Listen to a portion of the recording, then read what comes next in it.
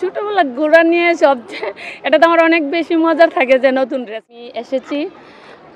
আসার মূল লক্ষ্য হচ্ছে যে আমার টুইন 2 বেবির জন্য, কারণ তারা তো প্রথম, তাদেরকে নিয়ে এসেছি মানে দেখানোর জন্য।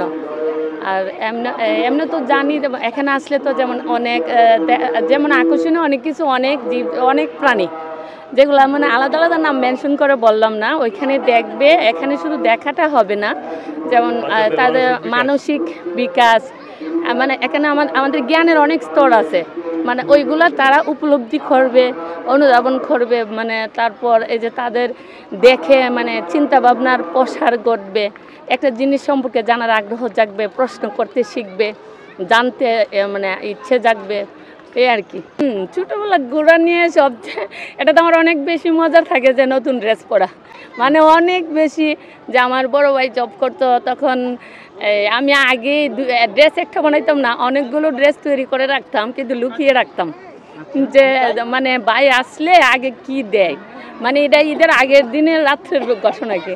তো আসার পর মানে অপেক্ষায় থাকতাম, ভাই হাত মুখ ধুইতো, মানে গোসল করতো, তারপর মানে আস্তে আস্তে দেখতাম ব্যাগ থেকে কি বের করে, তারপর তো ড্রেস দিত, তারপর আবার আমাদেরকে নিজেরা কেনার জন্য টাকা দিত। তখন খুব মজা করে নতুন ড্রেস রাত্রেবেলায় পরে মানে ভাইয়ের সামনে যেতাম, বা আবার অন্যগুলো হাতে নিয়েও যেতাম।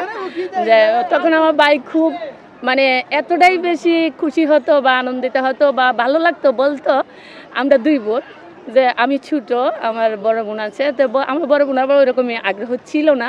তাই তখন বলতো যে আমার অনেক ভালো লাগে যে আমার 2টি বোনের মধ্যে একটি বোন আমাকে আগেই মানে যেটা করে কি বলতে গিয়ে এইভাবে যে সে আগেই তো ড্রেস কিনে ফেলে বা লুকিয়ে রাখে, মানে এটার অনেক আনন্দ আলাদা থাকতো, যে ভাই অনেক খুশি হইতো। বাচ্চাদের চিন্তার জগৎ তো অবশ্যই বদলে গেছে, মানে আর আমরা যখন ছোটো ছিলাম মানে অনেক প্রযুক্তির কাছাকাছি আমরা তেমনটা ছিলাম না।